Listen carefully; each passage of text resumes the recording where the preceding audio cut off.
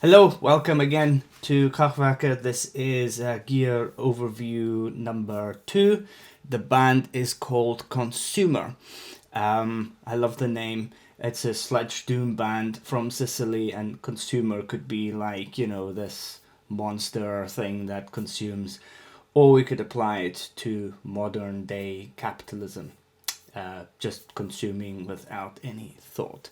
I don't know which one is scarier, to be honest, but there you go. Anyway, so the band's name's Consumer. I was listening to their EP, which is online. I'll have links to that as always. And I was really taken by the song because the track, and I hate calling things songs, I was really taken by the track because the drumming was insane. It was brilliant, and it really fit the song well. And the bass, and the whole way the bass and the drums and the guitar moves the song. Quite sludgy doomy. Really nice production. Everything about it is doom and sludge, right? But in a good way, if you know what I mean. So what we're going to do is, as usual, I'm going to play you the track, and then after that, there's a couple of things that they sent us a video, quickly going over some of the gear, and then there is also a bit of extra about the drums and the recording, and so I will go over that. So let's waste no time, let's get into the song.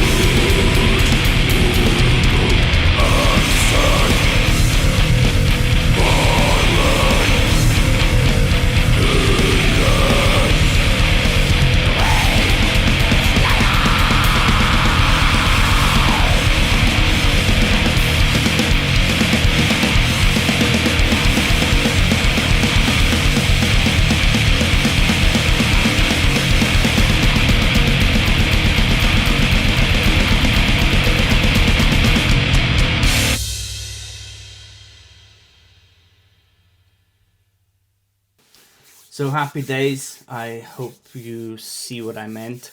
That was the song Witchslayer by the band Consumer from Sicily. So firstly, I would like to thank them. They did a bit of effort to get this to me, and allowing us to use the song and use this as a pseudo-educational, promotional, etc. purpose. Anyway, so let's go over the band a little bit. Band members, Martino Raza, that's the person I've been in contact with. He does vocals and bass. Federica Sapupo, I hope I'm pronouncing these names right, apologies if I don't. Francesco Ciccio Palladino on drums, please forgive me if I mispronounce the names. The band is a blackened sludge metal band born in 2018 in the harsh wastelands of Catania, Sicily. Now they say Catania, Sicily, Italy. I'm a bit of a purist because we live in Scotland. I live in Scotland, not in the UK. Dare I say they live in Sicily, not Sicily, Italy. But anyway, don't be mad at me. The three-piece band's all of the influences already shown in other projects in which the members are involved. Fordumth, Torpor, Nerobov, Bui Omega, resulting in a stifling mixture of sludge, black and death metal. Heavy and riff-driven music, dizzy breakdowns and furious blast beats. Self-blaming and bad habits, that's all you need. That is from the horse's mouth. The band's first single, Solicitous, has been released in November the 25th, 2019. The band's self-titled debut EP has been released on April the 3rd this year by Fresh Outbreak Records, Mothership, Impeto Records, Boned Factory and Nut Records. So again, the song featured here was Witchslayer from the Consumer album Consumer. As always, you're going to have the full text underneath the video in the description. So what I'm going to quickly go over after Martino's piece about the bass, guitars and amps, I will quickly go over the drum gear and recording. Hi, Martino from Consumer here. Thanks for hosting on Gear Overview. Here is my rig. Most of it has been used on Consumer debut EP. Let's start from the bass. My trusty Epiphone Thunderbird. It's classic for Pro model, I think. Such a bang for the bucks, really. I think now it's discontinued also. It has been replaced by a more vintage specs one. I've got this guy in the Netherlands when I was studying Erasmus there. This bass is sturdy, I tell you, and reliable also. Of course it suffers from neck dive like any other Thunderbird, but I've got used to its balance. Plays very good, sounds very good, nothing further to say. Let's move on. Small pedal board, pretty crowded. I'm planning to get a larger pedal train and proper power supply. Still, these two guys do their job. Pretty silent and stable current supply. You get one of these for like 30 euros off Thomann. Here we have Earthquaker Palisades. I could not live without, really. It's the ultimate overdrive, as Earthquaker says. It's based on TS-808, but featuring all the bells and whistles you could ever get from an overdrive. And yeah, I love it. It's so complete, really. Really shapes your distortion as you prefer. It has got 2 gain stages, plus a clean boost. And stage 1 is always on for me, whatever I play. Boost also is a very useful feature. I use the boost on slow-moving doom-heavy parts to really stand out. And it runs into Dark Glass B7K Ultra. Incredible preamp and distortion. If you play bass, whatever genre you play, Dark Glass is the best thing it could happen to your sound.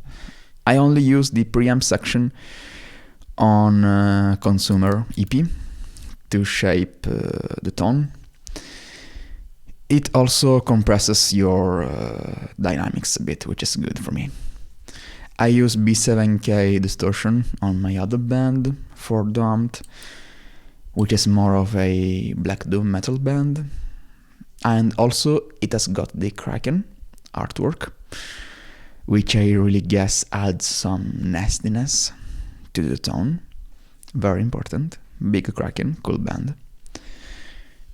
Then I use the Electro-Harmonix Big Muff Green Russian reissue.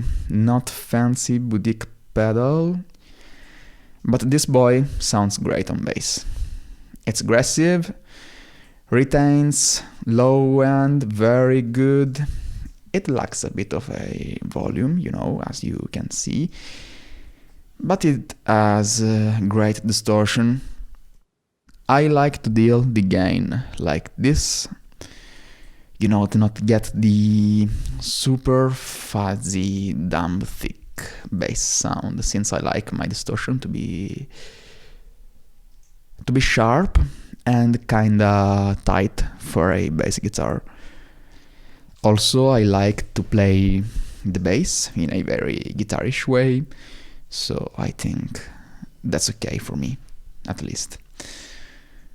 And here is the only modulation on my board, Boss BF2B. It's brown, it's classic, it sucks.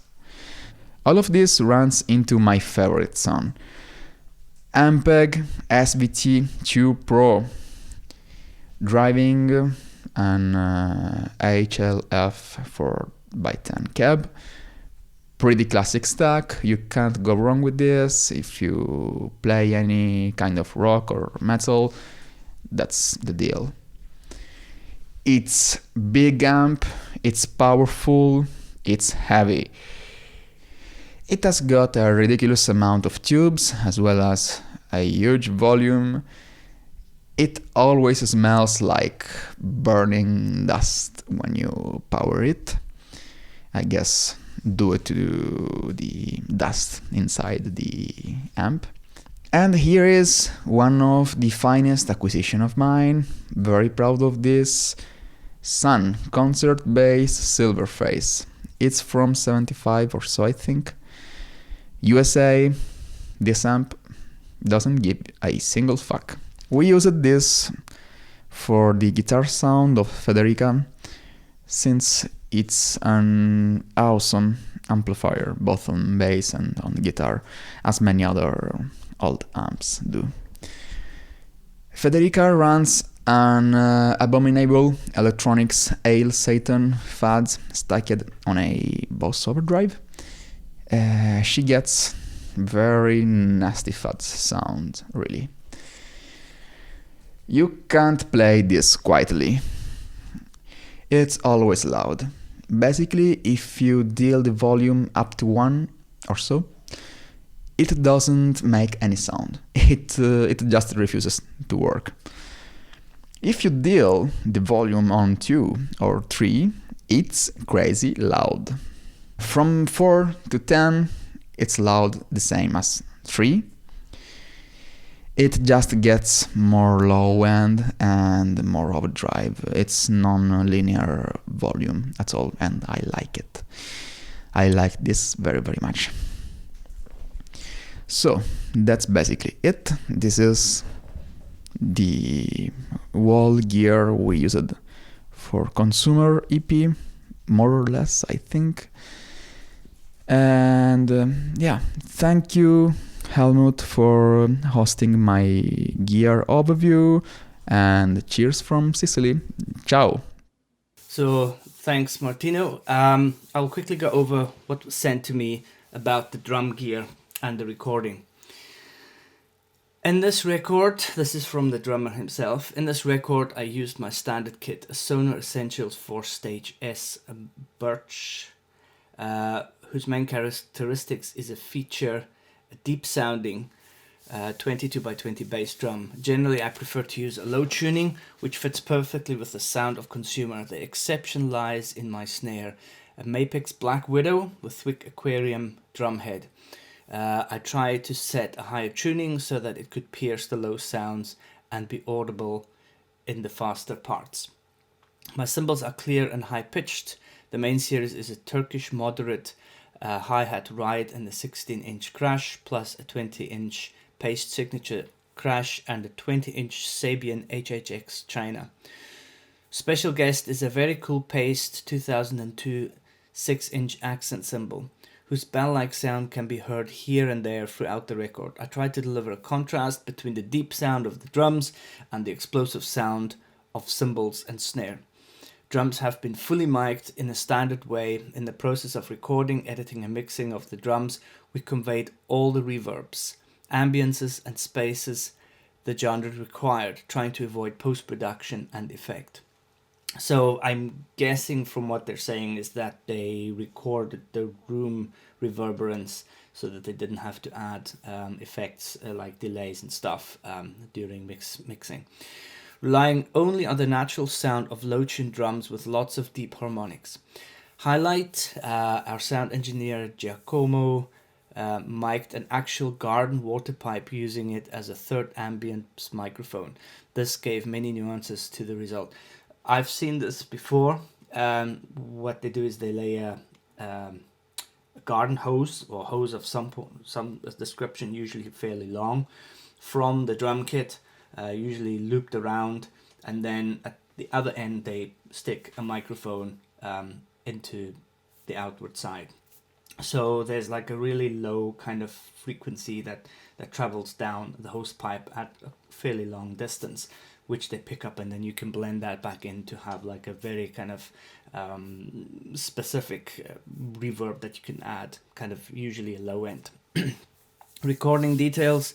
Consumer EP has been recorded and mixed by Giacomo Iannacci at Morning View Studio. Again, please excuse me if I pronounce that wrong.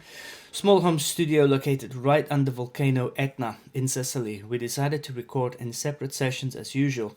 All the tracking sessions took 4 days to be completed.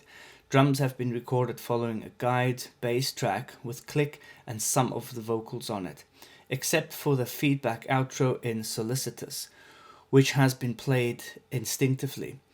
Then came guitars, bass and vocals. The whole band has attended all of the recording process so that everyone could contribute to the creative and technical making of the record. So, just like the previous one we did, these are bands who care about the end result. So even though they might be independent bands, they might be unsigned, they might not have $1 million budgets, they take the time and effort to get things right and the way they want to do it, and include the whole band to achieve that. A band should be like family, and that's when it works the best. So I would like to thank Martino again and Consumer for letting us do this. I think this was a very, very good one of how they achieved their sounds. So please do us a favor, support our channel, support this kind of content, subscribe, bell, like, share, and please, there's all the information about Consumer is in the description.